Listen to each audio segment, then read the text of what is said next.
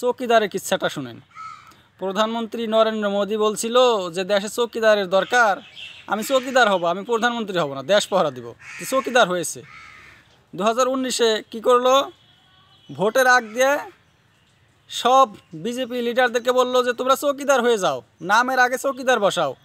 Facebook, Instagram, যেগুলো social মিডিয়াতে যেগুলো নাম আছে, নরেন্দ্র মোদী, স্মৃতি ইরানি, এগুলোর নামের আগে চৌকিদার বসিয়ে দিল। চৌকিদার নরেন্দ্র মোদী, চৌকিদার স্মৃতি ইরানি, চৌকিদার রাজনাথ সিং, যত সবাই চৌকিদার। তারপরে ভোটের পরে যখন দেখলো যে জিতা গেল, তখন নামের আগে থেকে চৌকিদার সরিয়ে দিল, চৌকিদার আর রইল না। এখন কিন্তু নরেন্দ্র মোদী আর চৌকিদার নরেন্দ্র মোদী নাই। তো ভোট পেয়েছে আর চৌকিদারের দরকার কি? তো এই যে বলে আমরা চৌকিদার হব, এটা হব, ওটা হব, হ্যাঁ, রাম ভক্তি, এগুলো সব এই ভোটের জন্যে। আবার চুরিও করে চৌকিদার, চণ্ডীগড়ে ভোট চুরি করেছে স্মৃতি ইরানি, ডিগ্রি চোর, না বিএ পাস না বিকম।